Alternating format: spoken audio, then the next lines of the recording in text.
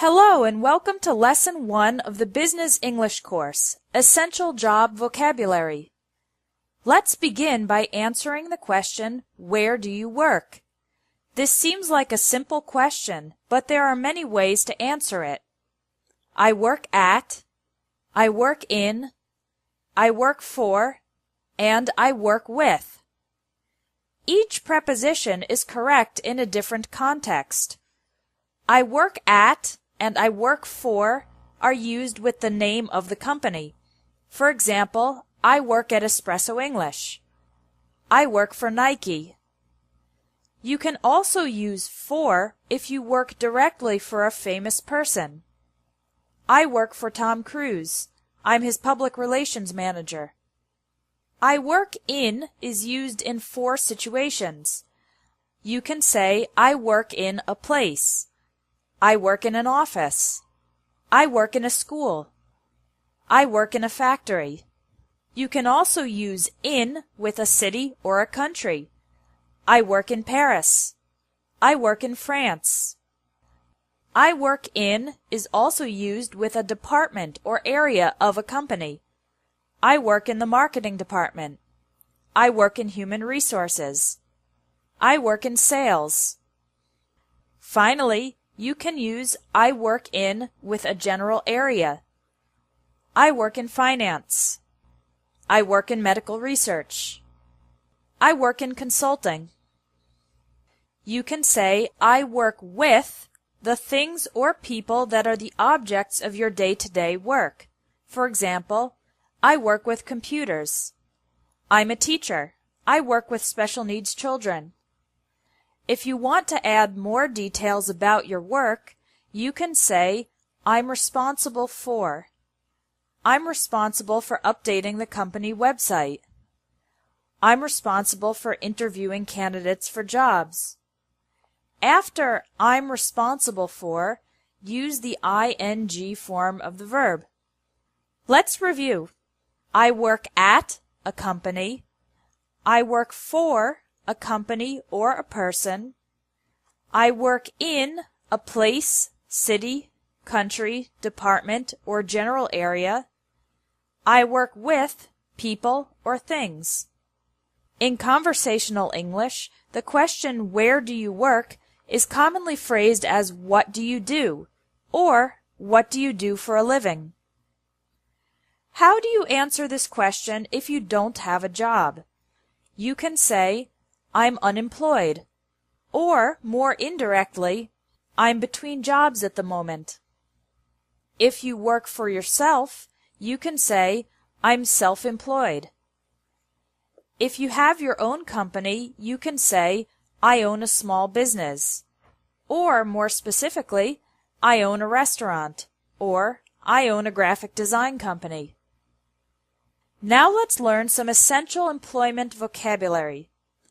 When you are officially accepted into a new job at a company, you are hired by the company.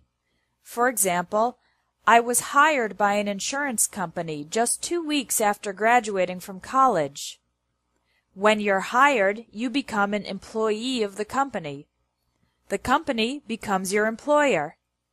The other employees in the company are your colleagues or co-workers. The person above you who is responsible for your work is your boss or supervisor. As an employee of the company, you earn a salary, money you receive regularly for your work. Don't make the mistake of saying win a salary or get a salary. The correct verb is earn. If you're good at your job, you might get a pay raise or a raise, an increase in your salary. You could also get a promotion, an increase in importance and authority. At the end of the year, some companies give their employees a bonus, extra money for work well done. The opposite of hire is fire, when your company forces you to leave your job. For example, Peter was fired because he never came to work on time. Usually, if someone is fired, it's because they did something bad.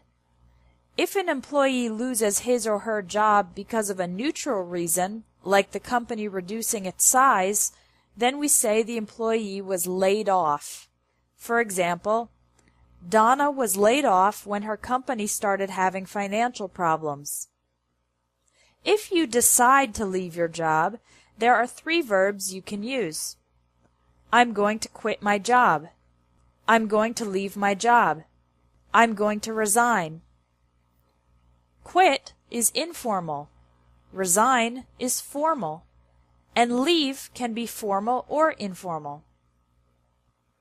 When an old person decides to stop working, the verb for this is retire. In most countries, people retire around age 65. Let's review the vocabulary you learned in this lesson. Listen and repeat to practice your pronunciation.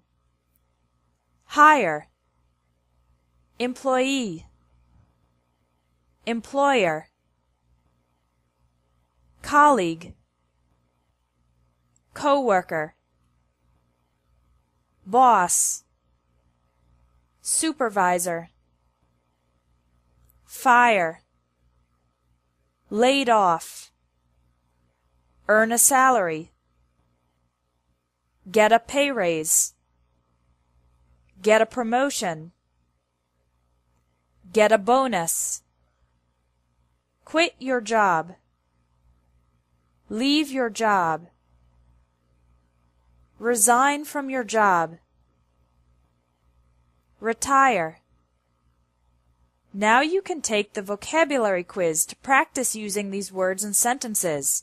There's also a bonus quiz with extra vocabulary related to professions. That's it for Lesson 1 of the Business English course.